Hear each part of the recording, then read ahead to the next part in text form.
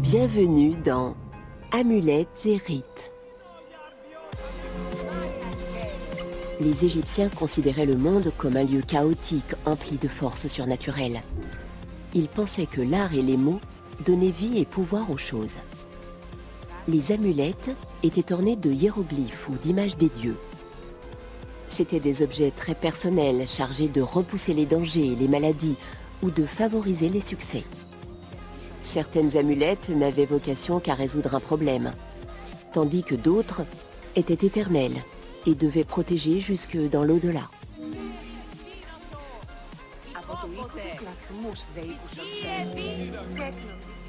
Lors de cérémonies religieuses, les prêtres insufflaient de l'énergie magique dans les amulettes afin que leur pouvoir protecteur repousse les puissances surnaturelles. Les Égyptiens les plus riches pouvaient se procurer un pendentif de nature divine contenant une formule magique inscrite sur un papyrus. Il s'agissait d'un sort composé sur mesure pour son propriétaire. La religion était très importante pour les anciens Égyptiens. Elle faisait partie de tous les aspects de la vie quotidienne. L'eau, étant source de vie et symbolisant la purification du corps et de l'âme, chaque journée débutait par des ablutions. Les prières personnelles adressées aux dieux pouvaient être écrites ou orales. Les prières familiales étaient transmises de génération en génération.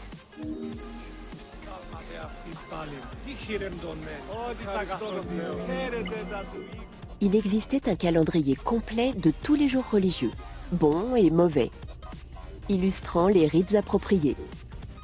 En plus du vin, du lait et des onguents, les offrandes aux dieux pouvaient être moins périssables. Amulettes, statues grandeur nature et sanctuaires familiaux. À l'époque gréco-romaine, les offrandes divines étaient composées d'animaux embaumés. Des chats pour Bastet, des chiens pour Anubis et des oiseaux pour Thoth.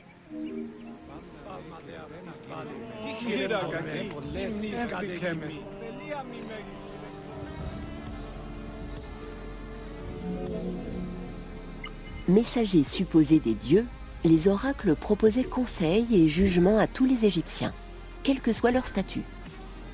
Les conseils portaient aussi bien sur la gestion quotidienne d'une ferme que sur la décision d'un pharaon de partir en guerre. On recourait souvent aux oracles dans le domaine juridique. Si un accusé rejetait le jugement d'un dieu, il était possible d'en consulter un autre dans l'espoir de recevoir une réponse plus clémente.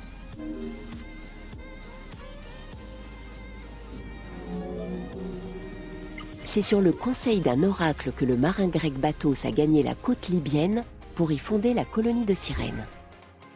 Lors de sa campagne contre la Perse, Alexandre le Grand a consulté l'oracle du temple d'Amon à l'oasis de Siwa, ce qui lui a valu d'être reconnu et vénéré comme un être divin.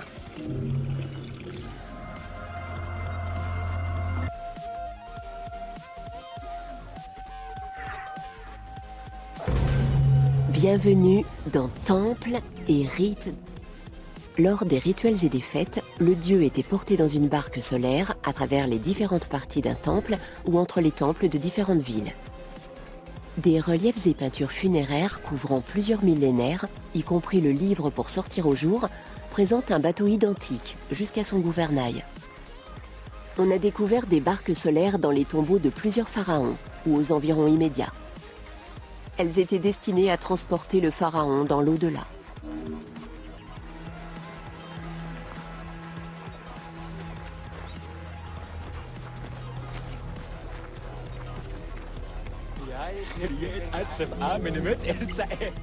Les anciens Égyptiens pensaient que Ré, le dieu soleil, parcourait le ciel à bord d'un bateau appelé barque solaire. Ils croyaient que la barque solaire traversait des contrées mythiques.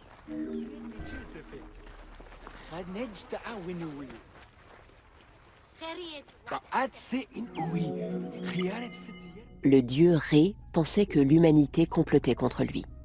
Il chargea alors Sekhmet, la déesse de la guerre à tête de lionne, de tuer tous les humains. Mais à son grand dam, Ré ne tarda pas à comprendre que si tous les humains disparaissaient, il ne resterait personne pour le vénérer. Afin d'arrêter le massacre entrepris par Sekhmet, de la bière fut brassée et teinte en rouge à l'aide de jus de grenade pour qu'elle ressemble à du sang. Sekhmet but toute la bière colorée qu'elle trouva et tomba ivre-morte. À son réveil, elle s'était calmée et son visage de lion s'était mué en celui de Bastet. C'est en l'honneur de ce mythe que les Égyptiens célébraient la fête de l'ivresse.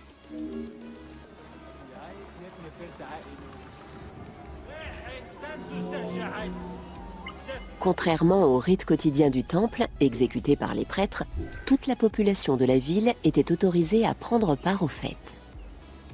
De telles fêtes marquaient notamment le passage des saisons du calendrier agraire.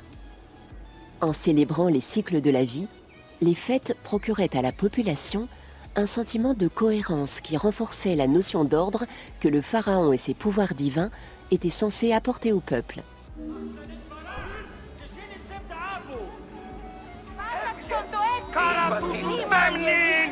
La longévité de ces fêtes témoigne de leur importance. Des documents attestent de la pratique de la fête d'Osiris pendant plus de 2 millénaires. Certaines de ces fêtes contribuaient à renforcer le contrôle de l'État et à asseoir le règne du souverain. Les fêtes d'Opet et du jubilé de Sède étaient spécifiquement destinées à célébrer le renouvellement du pouvoir du roi.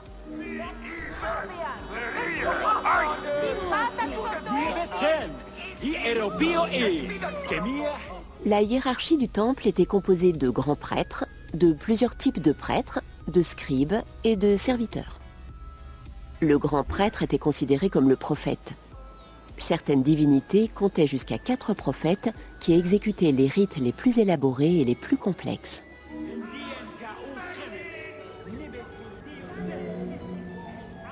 La fonction des prêtres égyptiens ne se limitait pas aux tâches religieuses. Ils occupaient une place importante dans l'administration, surtout pour asseoir le rôle du pharaon comme véhicule des dieux. Au temple, ils s'occupaient essentiellement des rites quotidiens consacrés aux dieux. En revanche, les prêtres ne consacraient qu'une faible partie de leur temps au dogme et au prosélytisme. Les scribes étaient les gardiens du savoir sacré. Certains prêtres s'occupaient des rites funéraires et disposaient de connaissances médicales. Les serviteurs du Ka étaient des prêtres subalternes qui portaient la nourriture et les offrandes lors des rites funéraires. Les prêtres lecteurs, comme leur appellation l'indique, savaient lire.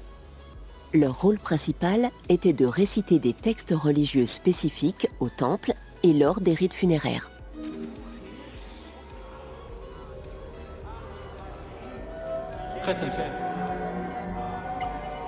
Les prêtres et le personnel du temple ne travaillaient que 3 mois par an. Chaque période d'activité était séparée par un trimestre d'inactivité, du moins dans l'enceinte du temple. Le groupe qui quittait le temple le confiait aux bons soins du groupe venant le remplacer. Seuls les grands prêtres officiaient en permanence dans le temple.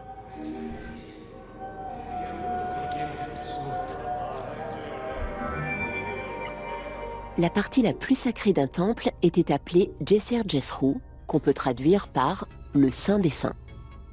C'est dans le lieu central, le plus sacré, que se trouvait le sanctuaire consacré à la divinité du temple. Seuls les prêtres y étaient admis. On y faisait des offrandes et on y pratiquait des rites auxquels même le pharaon n'était pas autorisé à assister. Notre équipe a décidé de laisser tous les personnages accéder à ce lieu dans certains temples du jeu, mais il était normalement réservé aux prêtres.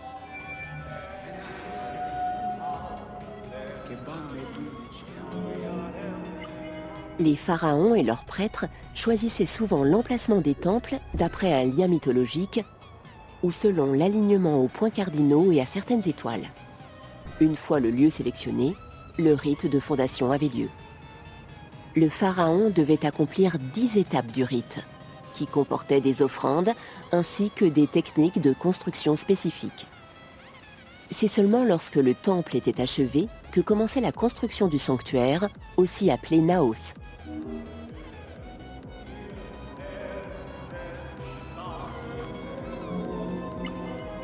C'est dans le Naos que se trouvait la statue de la divinité.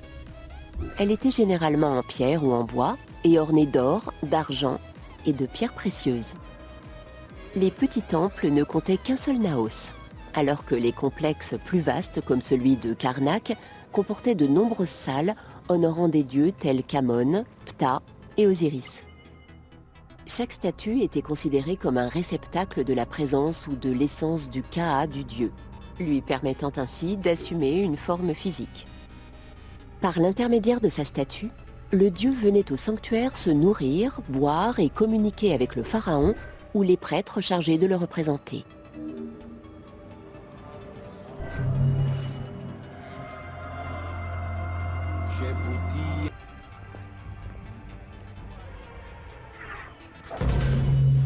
Bienvenue dans Temples et Prêtres. Dès sa fondation, la ville de Memphis a voué une grande importance au culte du dieu Ptah. Le principal temple de Ptah portait le nom d'Uqapta, le château du Ka de Ptah. Le nom de ce temple, traduit en grec par Égyptos, a fini par donner naissance à la dénomination moderne d'Égypte.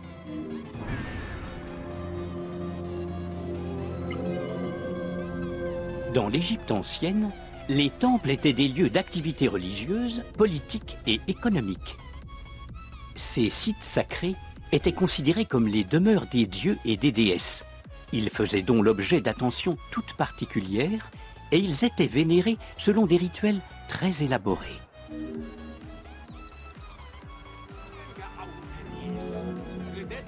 Situé au centre de Memphis, le temple de Ptah était l'édifice le plus visible et le plus imposant de la ville.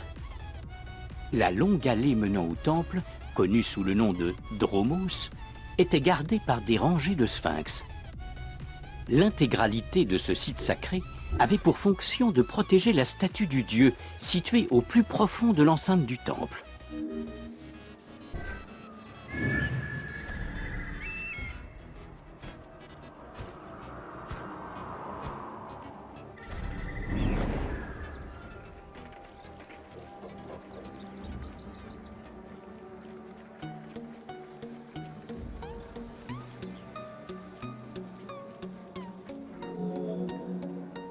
Le dromos débouchait sur une cour entourée d'un portique embelli à l'aide de colonnes sculptées en forme de palmier.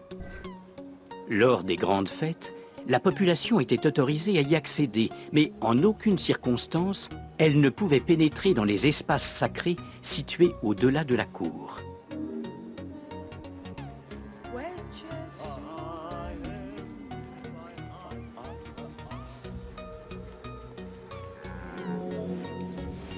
Le sphinx en albâtre de Memphis a été découvert en 1912, presque entièrement recouvert d'eau et de sable. D'une hauteur de 8 mètres et d'une masse d'environ 90 tonnes, il repose toujours sur son socle originel. Bien qu'appelé sphinx d'albâtre, il est en réalité taillé dans de la calcite ordinaire, dont l'apparence et la texture sont proches de celles de l'albâtre.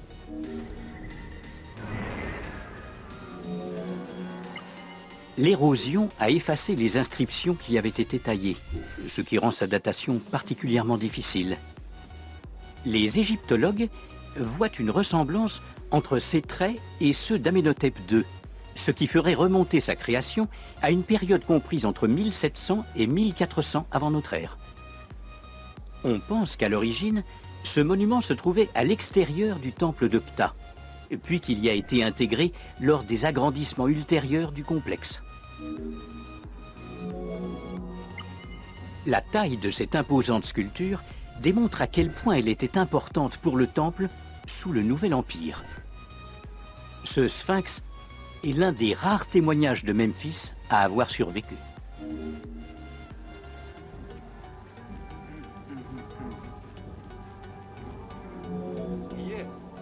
Dans la culture égyptienne, certains animaux étaient associés à des divinités, tandis que d'autres étaient considérés comme des dieux vivants.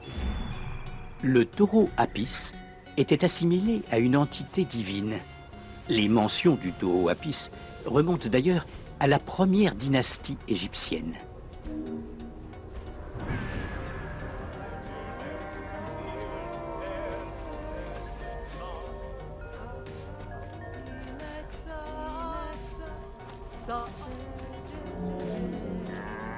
À l'origine, symbole de fertilité, le taureau Apis était lié au dieu Ré et portait l'image du soleil entre ses cornes. Plus tard, il fut associé à Osiris, le maître de l'au-delà, et devint la divinité funéraire Osiris Apis ou Osor-Apis. Durant la 18e dynastie, à Memphis, l'association du taureau Apis à la divinité de la ville lui valut le titre de héros de Ptah. Le taureau Apis faisait l'objet d'une telle vénération que même Alexandre le Grand vint lui rendre hommage à son arrivée à Memphis.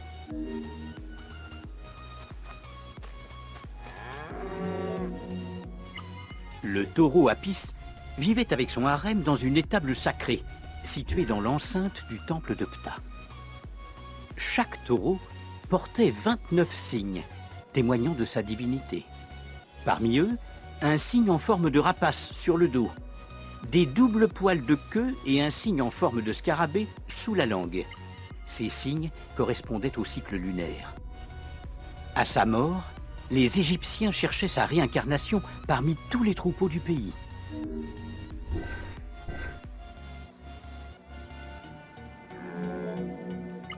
Comme pour les autres divinités vivantes, on priait l'incarnation mortelle du taureau Apis. À sa mort, elle bénéficiait de funérailles somptueuses et d'un embaumement. Jusqu'au règne de Ramsès II, les taureaux Apis furent inhumés à Saqqara, dans des tombes individuelles. Durant la 26e dynastie, les corps des taureaux furent enfouis dans de gigantesques bacs de pierre dans les couloirs souterrains du Sérapéum de Memphis.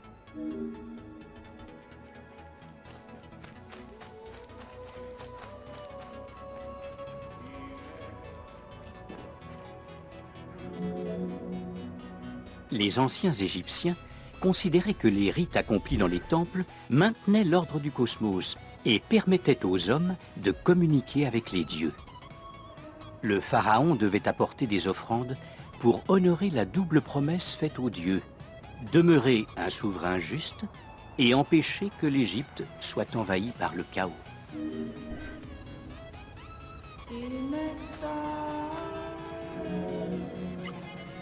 Les cérémonies décrites sur les murs des temples offrent un aperçu détaillé des étapes du rituel quotidien. Chaque étape de cette cérémonie, hautement symbolique et accomplie 3 fois par jour pour refléter les repas des hommes, était accompagnée de récitations précises dont beaucoup faisaient référence à des événements mythiques.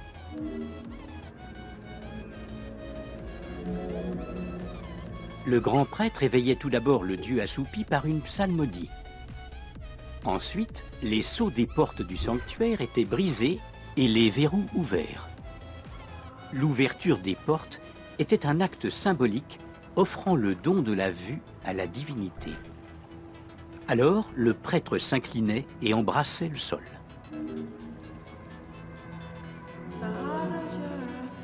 Le dieu était ensuite lavé à l'aide d'eau infusée d'encens et sa bouche était rincée avec des sels minéraux. La purification se poursuivait en ornant la statue de bijoux et de vêtements royaux. Le dernier rituel exigeait que le prêtre balaie soigneusement toute trace de pas afin d'éviter que le mal puisse approcher le dieu.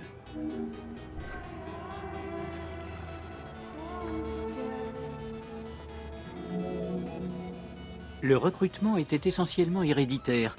Il était rare qu'un étranger se voie accorder un tel poste. Au sommet de la hiérarchie du temple se trouvait le grand prêtre. Chaque temple dédié à un dieu disposait d'au moins un grand prêtre voué à son service.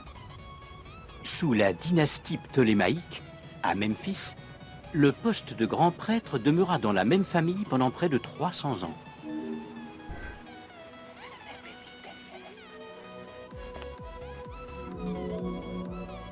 Les candidats à la grande prêtrise gravissaient les échelons de la hiérarchie du temple. L'individu choisi pour occuper le poste de grand prêtre était généralement confirmé par le pharaon. Plusieurs grands prêtres étaient aussi des membres importants du gouvernement. Les familles détenant des titres de grands prêtres avaient tendance à conclure de nombreuses alliances afin d'accroître leurs terres et leurs richesses. Les rivalités et les luttes de pouvoir au plus haut niveau provoquait des conflits plus ou moins larvés entre le clergé et les pharaons.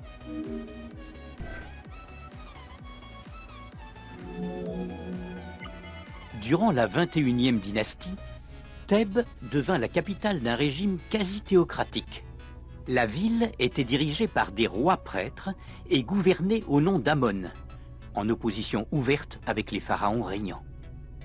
Le régime de ces rois prêtres entraîna une vaste décentralisation du pouvoir, connue sous le nom de troisième période intermédiaire.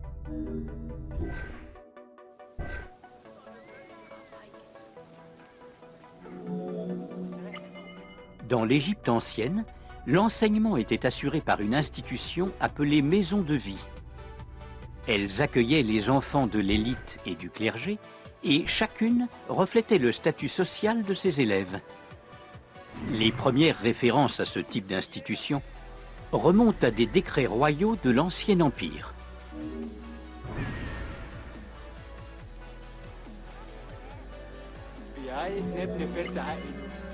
Seuls 2 sites ont été mis au jour, l'un dans la cité abandonnée d'Akhénaton et l'autre au temple de Ramsès II, sur la rive ouest de Thèbes. Des inscriptions découvertes sur ces sites mentionnent les noms et titres de personnes qui étaient liées à la maison de vie, comme un médecin-chef et de nombreux scribes. On pense qu'à l'époque du Nouvel Empire, chaque temple disposait d'une maison de vie.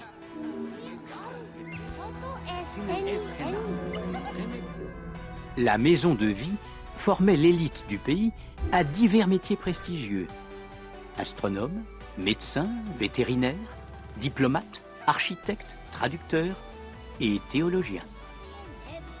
Certaines de ces institutions se consacraient à des disciplines spécifiques, ce qui leur conférait une importance nationale.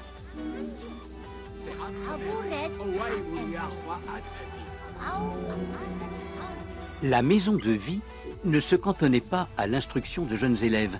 Elle était une source de savoir pour les érudits, car ces salles abritaient de nombreux papyrus. Puisque l'on y conservait des papyrus, les Gréco-romains désignaient la maison de vie comme une bibliothèque.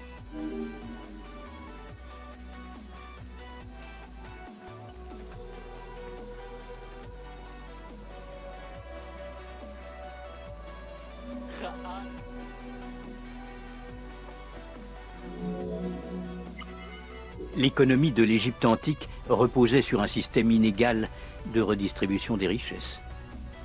L'État égyptien collectait les récoltes et les temples les distribuaient dans les provinces. Comme les seules personnes capables de compter et d'assurer la redistribution étaient les individus instruits, les temples jouaient un rôle majeur au sein de ce système.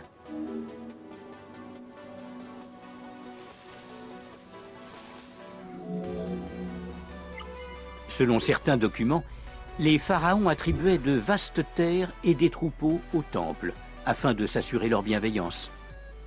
Ramsès III a ainsi fait de généreux cadeaux au temple d'Amon de Karnak.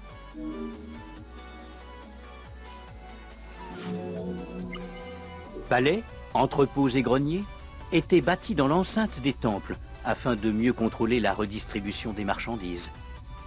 Le volume de marchandises mentionné sur les registres et les autres fonctions des temples confirment leur puissance en tant que siège du pouvoir économique, religieux et politique.